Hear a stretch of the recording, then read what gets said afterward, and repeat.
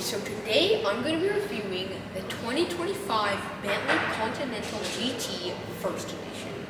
This is the first, hence the name, Bentley Continental GT. I believe this is the 4th gen version, and I am super duper excited to review this car because there are some huge updates hidden under this hood, around the car, and in the interior.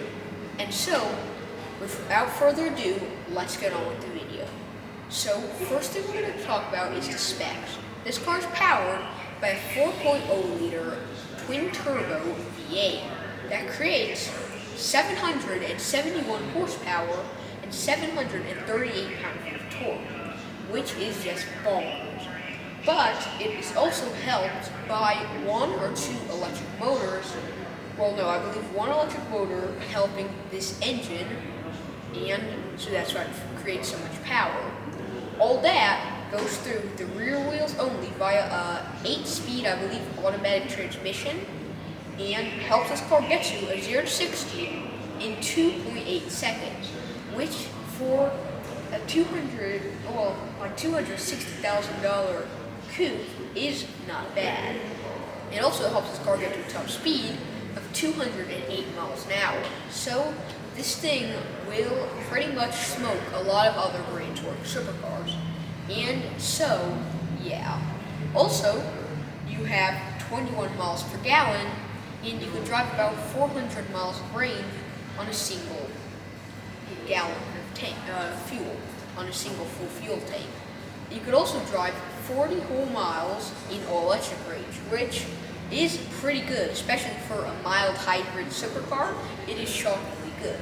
And yeah, all this starts at around 260 grand, and today we're going to be finding out if this is a bargain for its price or if it's just another overpriced supercar tour.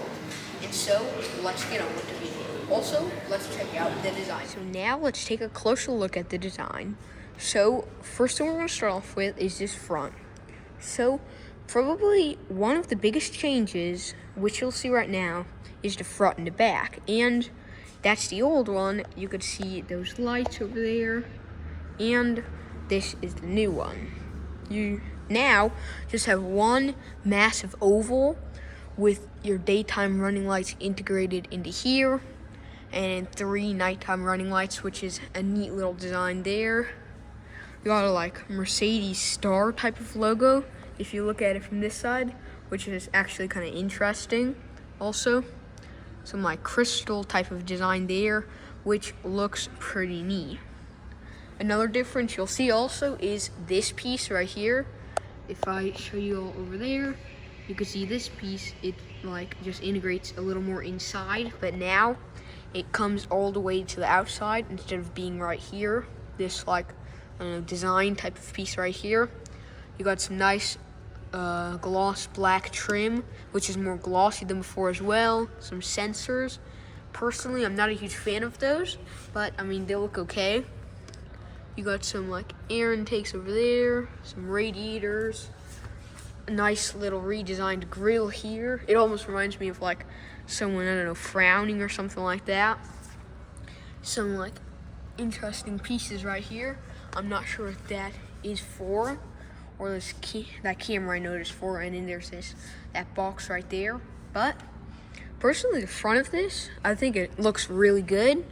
You got your nice little design there. I can't tell if that's plastic, which it probably is. You could see your radiator inside there, and then you have a nice big front grille like the old one, but I think it has more like stuff showing on it.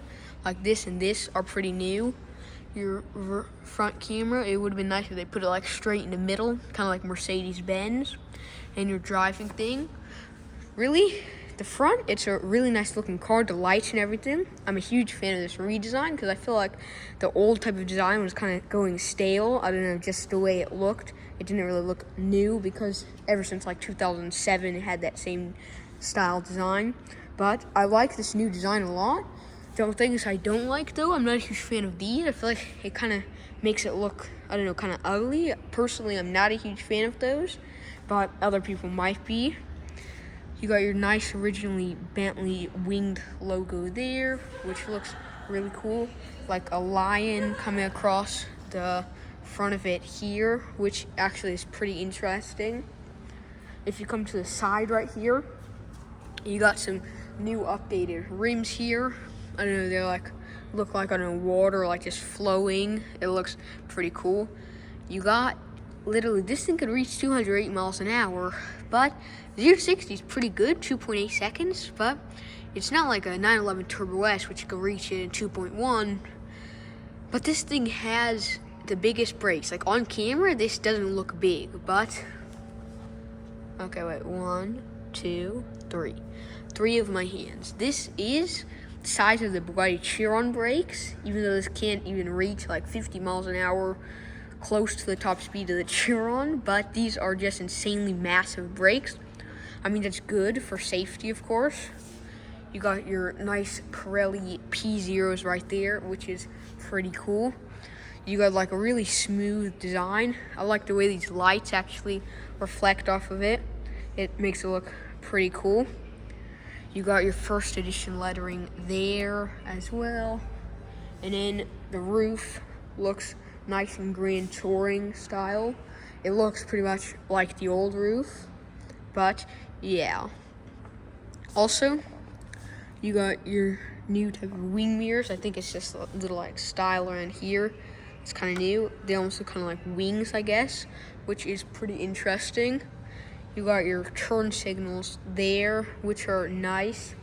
And then still your exposed handles, which like, I'm not a huge fan of them, but they're fine. They're easiest to get into. You got your gas filler cap right here, and then you have your back. This is another massive difference compared to the old one, which I'll show right now. It's the old back. You got old like lights and stuff, and now let's switch back to your new back.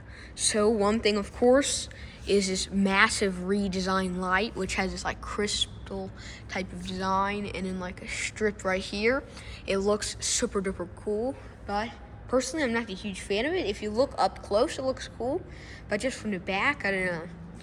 It reminds me of I forgot the name of it, but it was a concept car showed by Bentley, I believe 2 years ago, and that actually has the same type of style, so that's kind of cool. You got your nice little Bentley logo there, which is nice and shiny. You got your rear view light right there, some lights right there, rear view camera. I don't think this hood opens. I mean, it might. Okay, so the trunk actually does open, but I guess there's not external, what is it called, handle or whatever to open it, but you have to do it by the doorknob, by the inside of the door, interestingly enough. But in here, you got a pretty good amount of space. I'm estimating probably like 200, 300 maybe liters of storage back here. It's not horrible, but it's not the best. You got speakers, and then your front seats are right there. But yeah, you have not bad space. You got a little like kit, and then charging port right there, because actually right here I believe is the charging area, because you could charge it and then put fuel into it as well, which is pretty neat. It takes up a lot of space though, to tell the truth.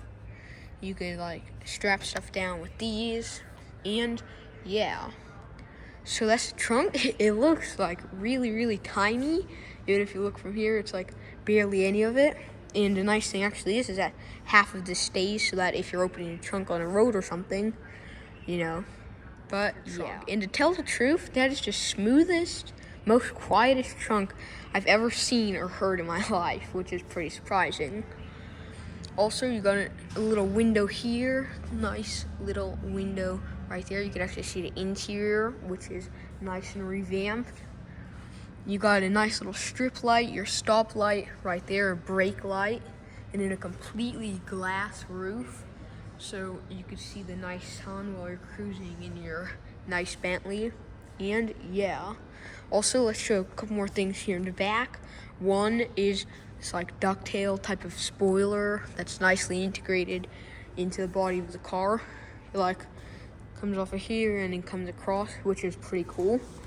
If you come down here, you have these massive exhausts, but wait, what is that? Just tell me, what is that? What is this tiny little exhaust and then this closed exhaust thing? I feel like gas is out of the engine. It's kind of a small exhaust for a car that can reach 208 miles an hour.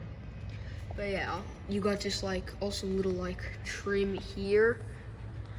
Some nice trim, a little spoiler right there, which doesn't look too bad. Your like F1 type of style brake light right here, and your reflectors right there. Some little, I guess, like sensors or something right here. And so yeah, now that we saw all of the exterior, let's check out the interior. This door, and instantly you have a nice little Bentley light right there. That's actually pretty cool. You have this like, I don't know, if you look, there's like, I don't know, colorful light vibrating. It almost looks like it's like real glass, and then there's, I don't know, colors around it. Maybe like sunlight or something. That's what it's supposed to look like. But that's pretty cool. Your nice little reflector. Your door is pretty large and good sized. Now let's hop in. You have nice soft closed doors here. What the? Okay. Wait. Okay, so we got back out and check this out.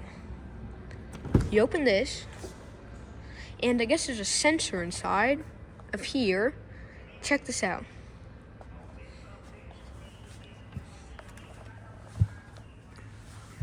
And then you close the door.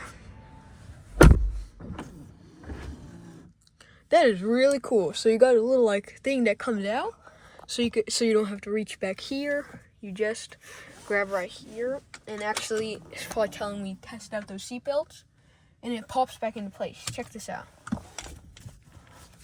Okay. So open the door, and then close it. It comes out. You close, and then it goes back in place. Dang, that is actually really, really cool. The seatbelts, I mean, they're not the greatest. They're okay, but I would have preferred like better seatbelts. That one keeps like going back and forth. I don't know why. Maybe it thinks there's someone in this driver's seat, even though there isn't. But yeah. So close that, and then you're greeted by a beautiful, luxurious interior with this like black trim here. Spreads all the way across. It looks really opulent and luxurious. There's something like seriously cool. Please keep watching if you want to see something that is like probably one of the coolest features I've seen in a car. But yeah, so you got this like diamond trim here. Nice handle. That's actually massive. Your window switches there. I'm not sure what M1 and 2 means, but you got a small amount of storage. I mean, it's sufficient because you're probably not going to be driving this thing at Gumball 3000, but you got enough space for like a couple water bottles and like a chip bag or two. And then also you got your Naim speakers right here, 2 of them, like the good old Bentleys and Rolls Royces have. And then some nice like white trim with nice stitching right there. Some speed lettering, and then I don't know what these things are for. And then these things as well. It's actually kind of like Pagani's type of style. I've said that a lot in a lot of different luxury cars. But yeah. One thing also I want to check is, nope. Like Rolls Royces, they actually have an umbrella hidden in the door, which is pretty neat. This thing keeps coming open. But yeah, you open this Porsche type of style, and you have a okay amount of space. Not too great. You could put like your keys, maybe hide them in here, or document. It's actually surprisingly deep. I could fit my whole hand in there. And you got a lot of leg room here as well, which is really, really nice. And yeah. So also you got your little mirrors there. Actually, this is one really interesting thing, is that the light's up here instead of here, and it actually shines light better on you than, what's it called, when it's right here, which is pretty interesting. cool little feature. And so now let's show y'all what you guys probably been waiting for ever since I told you that. Check this out. So you got like a lap timer there. Actually, you got a compass here, interestingly enough, and then your outside air temperature. Okay, so this is the time. This is your compass and outside air temperature, which is actually really interesting. But if you press car, it reveals a screen. That is just super duper cool. Press. Oh no, now if you want to close it, that is just super cool. But yeah, so now let's check out this touchscreen. You got mood lighting. Bentley just wanted to call it something cool. Mood lighting instead of ambient lighting.